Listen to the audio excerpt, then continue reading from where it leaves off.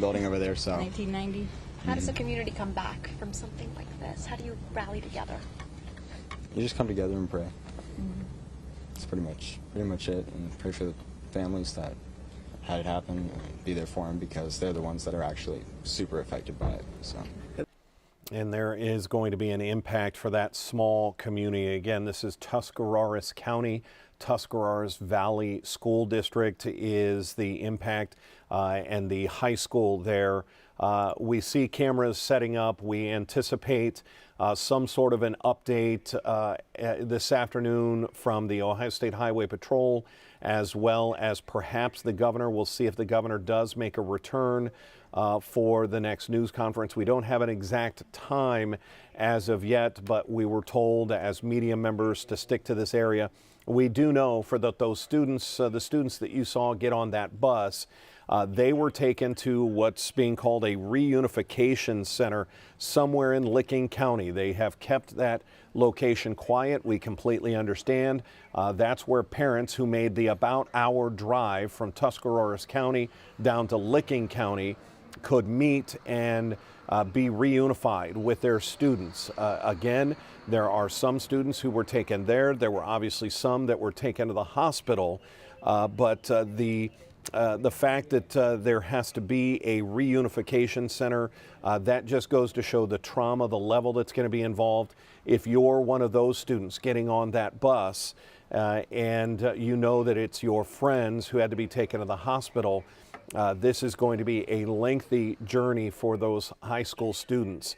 I'm going to bring in now our anchor reporter, Gabby Hart. Gabby, I'm going to take a step that way for me, other direction. Keep going a little more. And Scott, if we can get the light on her for us, please. We're going to bring in Gabby Hart. Gabby has been instrumental in our coverage. She has been working with social media, finding individuals who are impacted by this. And so I'm going to bring in Gabby right now. Gabby, let's talk about the different messages that you've been seeing come out. These are grandparents, parents who have teenagers involved in all of this. It has been a rough day, to say the least. It really has. I spent the day monitoring social media. And we're going to get to Gabby in just a second. Scott, I think we need to get her mic on in both locations here. Scott, are we on here as well? We'll get that mic in just a split second. It should be right there, turned on. And I think we have, Gabby, do we have you now? Can you guys hear me now? Not quite yet there. All right. Oh, there it is, still loading. Okay, Gabby, we've got you now. Okay. Like I said, walk us back through the social media side of this, the messages you've been seeing. Oh, I can tell you there were so many posts saying to pray for this high school band, for all the people involved in this accident. And under the comment section, there were people talking about how their children were involved in the wreck, their grandchildren, how they were at the hospital recovering. So much going on there. A lot of people coming to social media just to learn more about what was actually happening because they couldn't get anything from the school or from the police. Now, I did, by scanning social media, get in touch with the daughter of the man who was driving the charter bus. That man's name, his family tells me, was Don Wagler. I did speak with that daughter over the phone just a bit ago. We do want to go ahead and let you guys hear a bit of what she had to say about her father. He has broken bones, and he is currently in surgery. So I don't know a whole lot about what all is broken, but I can update you as soon as we get to the hospital and know a little bit more. But he was able to actually call you guys and say, I'm okay.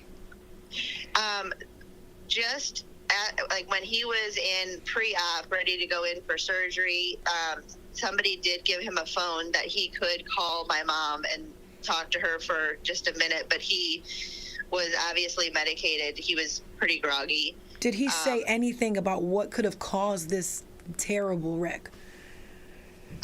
We don't know. It's under investigation, so we don't really know. I know he did try and miss the semi in front of him, and the front was torn off because it hit the corner of the semi in front of him.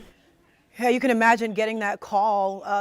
She says that her and her father had a conversation about 15 minutes prior to the accident, and then she gets a call saying, hey, your father's bus was involved in a crash. We don't know anything else. So obviously this family's hearts dropped as they started racing toward the hospital. Thankfully, their father is okay. He suffered some serious injuries, but is in surgery and expected to survive. But we did learn again that there are some people who didn't survive. So obviously that family telling me that they are grieving with those people as well. So Dan, going to continue to monitor this on that side, check back in with her to see how her father's doing and try to learn more about this crash. But for now, I'm going to toss it back to you. Excellent. Gabby, thank you much. Thank you very much for the work on that. Again, a live picture at the media staging area. We see a lot of cameras set up. We have not been given an indication. I want to check with our desk. We haven't heard a time as of yet for a news conference. Is that correct? Avery, Maddie, no time given as of yet for a news conference? Avery, real quick, no time for a news conference as of yet? No, we have not been told the time. So we'll continue to monitor this. Again, horrific crash between a semi that we have been told rear-ended a charter bus. That charter bus was full of students, parents, and chaperones and staff from the Tuscarawas Valley School District, from the high school there. They were band members. We did see several band members be able to be led to buses so that they could be taken out of that area. That's this video. But again, we know that some of their classmates were injured. You can see they're all sort of wearing similar clothing, probably had uniforms as members of the band.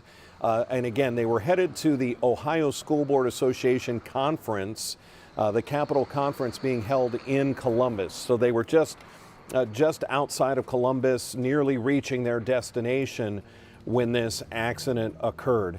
If we see that news conference is coming together, if we get an indication that there will be an update, we will be absolutely live here on our digital platforms to get you the very latest. Otherwise, make sure you tune in. Our news starts in just 45 minutes, and we will have 3.5 hours of continuous coverage of this as well as the rest of the day's news. But this is really where our hearts are right now and our minds are, is with the people and families of Tuscarawas County as we wait for updates. When that happens, it'll be live on both our digital and on our television channel, Channel 19 at 3 o'clock. Until then, I'm Dan DeRose with 19 News Now. Have a good afternoon. 19 News is everywhere. Download our CTV apps